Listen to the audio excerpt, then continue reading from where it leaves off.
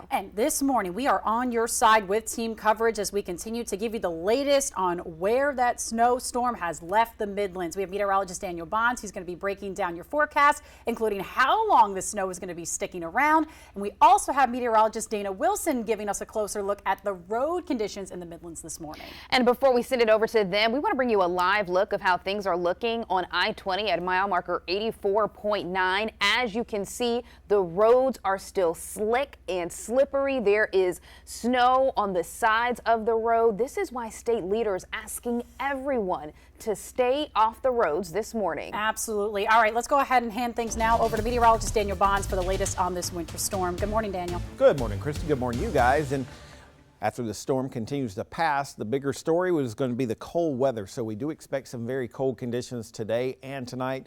Matter of fact, some dangerously cold weather overnight with lows possibly dropping into the middle teens. So always a good reminder to protect people, pets, plants, your pipes obviously, and as always you do want to practice fire and heating safety. It is a very cold start to your day. 24 Columbia, Sumter, Orangeburg, 19 degrees in Greenville. Tomorrow morning we'll probably be in the middle teens. This morning you mix in a little bit of a breeze. It does feel like the mid-teens, so it does feel a little bit colder this morning, but tomorrow morning our air temperatures will be a little colder as well.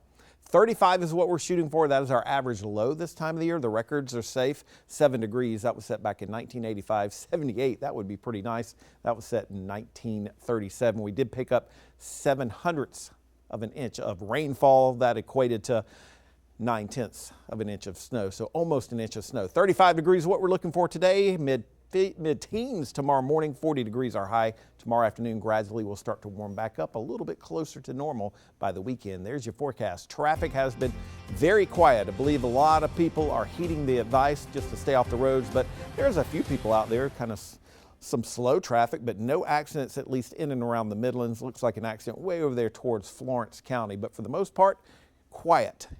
Keep it that way. Best just to stay off the roads this morning, guys. Absolutely. All right. Thank you so much, Daniel. Now, a friendly reminder that you can send us questions about anything going on with today's winter weather. Coming up a little bit later in the show, we're going to pick a few of those questions to have Daniel answer. That's going to happen around 6:50 this morning. But again, send your questions about this weather to Daniel. Now, we do want to share some good news this morning. There actually wasn't a lot of power outages across South Carolina. Definitely good to hear. But it is still important to make sure that you properly heat your home safely, as well as the Dominion Energy team is working hard, especially with the possibility of ice there on the road. So for a closer look on what Dominion Energy is working on, we have Matt Long calling from us this morning. Matt, good morning.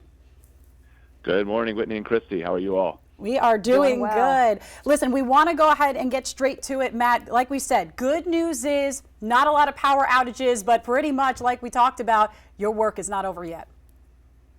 Yeah, the concern going forward, we've been very fortunate so far with this snow. Snow is the kind of situation where you don't see a lot of power outages, but what you are concerned about is ice. So going forward, as this snow melts, refreezes, one of the leading causes of outages to a system in a storm like this is going to be maybe the ice that's weighing down branches and trees and causing them to snap and fall into power lines. Another concern is going to be cars that are out in these icy conditions and skidding on the road and hitting one of our poles and potentially causing outages there. And Matt, what do people need to do if they do run into a power outage? What's the best way to handle that? Make sure you let us know. The quickest and easiest way to do that is through the Dominion Energy app, which is available at the Apple Store and on Google Play. Make sure that once you do let us know if there's a downed tree that's a cause, stay far away from that downed tree.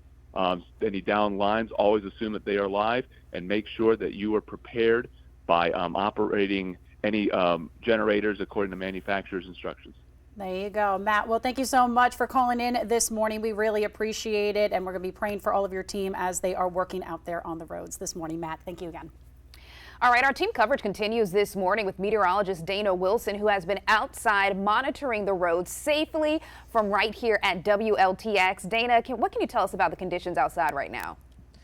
Well, it's definitely cold out here. It's brisk. I mean, we can even see that the coldness is coming from my mouth. However, we are starting to see a few more people starting to come outside. Those people are traveling very slow, though. I mean, this car right here is going slow. We have another one coming up. I also even seen some people that was walking. If you're walking outside, you definitely want to be careful. I mean, it's icy out here. That's the main thing that we're saying. It's icy, it's slippery. Take your time, plan for some extra time if you're still planning to head out for today. Back to you all. Dana, thank you so much. We always appreciate you. Now, if you are preparing to head out this morning, we know that you may be planning to turn on your car to warm it up before you leave, but we are on your side with a warning that the cold weather is a drain on your car battery. So with that, how long should you let your car warm up before you drive it? Well, an expert from Carfax has the answer. You are absolutely fine letting it go 2, 3, 4, 5 minutes tops. Anything longer than that, though, you run the risk of damaging your engine. So what happens is that oil loses some of its viscosity, its ooziness, if you will, when it gets super, super cold. What happens when you drive the car right after you start is the oil gets all through the engine and lubricates the parts that it needs to. When it sits there and it just idles, it's not getting that flow of oil through all of the engine that you need. And experts are also saying not to rev the engine when you get in, thinking that you're going to be helping your car warm up. They say that you're asking way too much of the engine before the oil is everywhere that it should be.